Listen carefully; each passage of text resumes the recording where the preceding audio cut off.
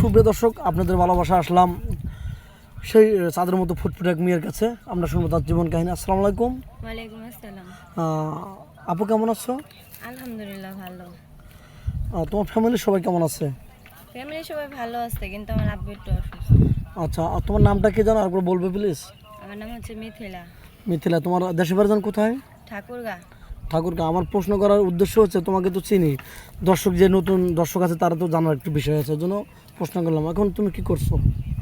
বর্তমানে আমি কিছুই করি না, আমি বাড়িতেই থাকি। আচ্ছা, তোমার আব্বু অসুস্থ আছিল দীর্ঘদিন, এখনও অসুস্থ আছে না? ঠিক তো হয়নি? না, ঠিক হয়নি, মানে হয়েছে, মানে মোটামুটি এখনো পরিপূর্ণভাবে সুস্থ হয় নাই। আচ্ছা, তুমি তো অনেক ভিডিও করলে, কোনো দেশ বা প্রবাস থেকে কোনো ভাই সাড়া দেয়নি? এখনো ওরকম মানুষ পাই নাই দেখে তো এখানে আসছি ভিডিও করার জন্য। আচ্ছা, তুমি কি ধরনের মনের মানুষ চাচ্ছ যে এখন এত সুন্দর লোক, তোমার এত ভালো চেহারা, তো তুমি ভালো মনের মানুষ পাচ্ছ না, তার কারণটা কি জানতে পারি?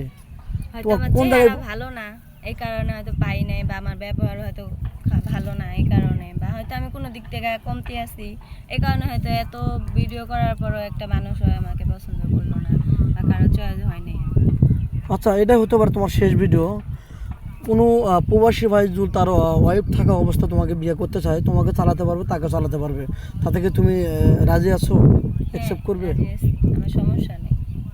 সে আচ্ছা, যদি তার ওয়াইফকেও দেখে, যদি আমাকে দেখে, তো আমার কোনো সমস্যা নেই। কোনো প্রবাসী ভাই যদি তোমাকে বিয়ে করে বাংলাদেশে রেখে যায়, তুমি কি ওর পরকে লিপ্ত হবা? না, জীবনও না। যেহেতু আমার এই বিপদের টাইমে উনি আমার পাশে থাকবে, তাহলে ওনাকে কেন আমি পরবর্তীতে ছেড়ে দেব। আচ্ছা, তুমি পড়াশোনা কতটুকু করেছো? এসএসসি পাস করছি। এসেছে, বাস করছো না? তুমি তো মুসলমান, জি, নামাজ কালাম তো পড়া হয়। অবশ্যই।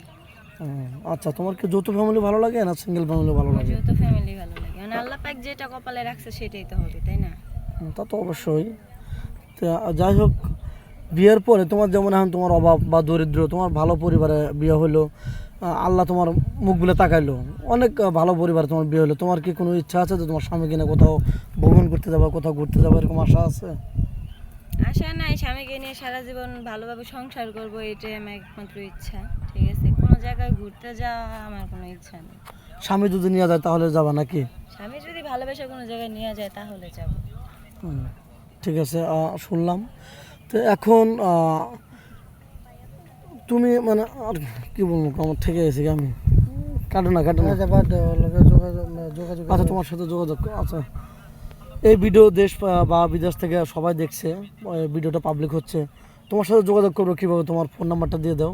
ভাই, আমার তো ফোন নাই, আমার বাবা অসুস্থ থাকার কারণে ফোনটা আমি তখন বিক্রি করে দিছি, এই ও, কারণে আমার কাছে কোনো ফোন নাই। দর্শক বন্ধু, আপনারা শুনতে পারেন, মেয়েটা কোনো ফোন নাই, মেয়েটা অনেক দরিদ্র, না হলে আমাদের ক্যামেরার সামনে আসতো না। যদি তার টাকা পয়সা থাকতো তাহলে ভালো একটা পরিবারে বিয়ে হতো তার।